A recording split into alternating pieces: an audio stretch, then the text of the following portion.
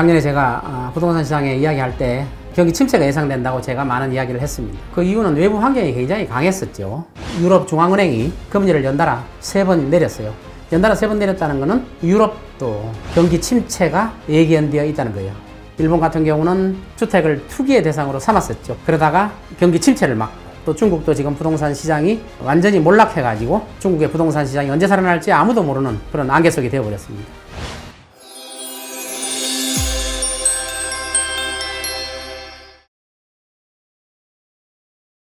빅톡TV 구독자 여러분, 올 4년 새해가 밝았습니다. 지난 한 해 동안 다사다난했던 한 해가 지나고 새로운 태양이 떴습니다. 제가 지난 한 해 동안 부동산 시장에 대해서 많은 의견을 제시를 했었고, 부동산 정책이 잘못되고 있는 점에 대한 비판도 많이 해왔습니다. 우리가 이제 부동산 시장을 보통 전문가들이 이야기할 때는 정부에서 하는 정책이 장점도 있고 단점도 있거든요.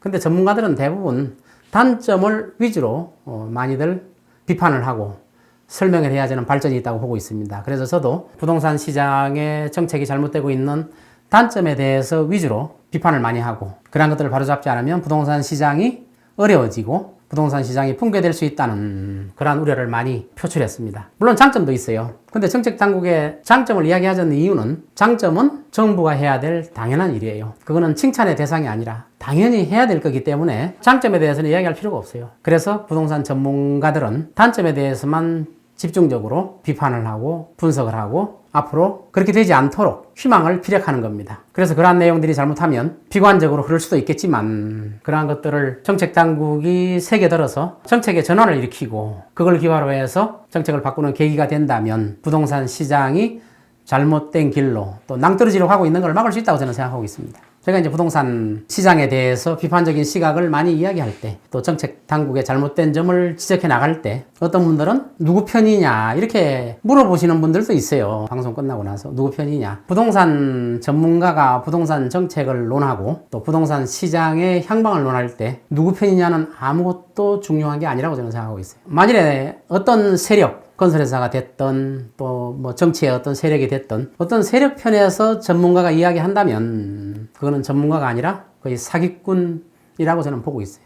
전문가는 중립적인 입장에서 부동산 시장을 있는 그대로 바라보고 단점을 비판하고, 이런 식으로 해서는 우리나라가 큰일 난다는 이런 것을 저는 제시해 줘야 된다고 보고 지난 1년 동안 열심히 부동산 시장에 대해서 논평을 해왔습니다. 금년에는 부동산 전문가들이 전부 다 단점을 지적할 게 별로 없을 정도로 정부의 정책이 잘 진행이 되어서 단점을 찾으려야 찾기가 힘든 그런 한 해가 되었으면 저는 바라고 있습니다. 그리고 부동산 시장을 비관적으로 이야기한다고 하더라도 그러한 것들이 낭떠러지로 떨어진다고 이야기해도 속으로는 그렇게 가지 않았으면 하는 속에 희망을 가지고 있는 겁니다. 그래서 정책당국은 많은 전문가들의 의견을 귀담아 들어서 그런 길로 가지 않도록 노력해야 된다는 것을 저는 말씀드리고 싶습니다.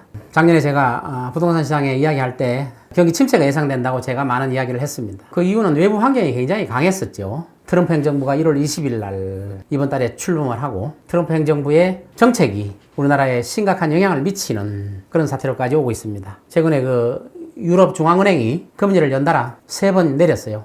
연달아 3번 내렸다는 것은 유럽도 경기 침체가 예견되어 있다는 거예요. 경기 침체가 너무 다가오니까 3번 연속해서 금리를 내리는 그런 사태가 벌어진 겁니다. 특히 작년 한 해 중에서 12월 달이 굉장히 중요했죠. 12월 달에 많은 일들이 일어났고 상상할 수 없는 그런 일들이 일어났었죠. 지금 현재 각국의 대통령은 트럼프가 취임하기 전에 작년에 한 번이라도 만나려고 많은 대통령들이 줄을 닫고, 캐나다 총리는 직접 숙소까지 찾아가고, 또 전쟁 중인 우크라이나 대통령은 트럼프를 가서 만나보고, 그래서 줄을 대서 많이 만나려고 노력하고 있고, 우리나라 같은 경우는 미국 대통령을 만나서 활발하게 외교 활동을 펼쳐야 되는데도 불구하고 트럼프 대통령을 만날 주체가 없어져 버리는 불행한 사태가 생겼습니다.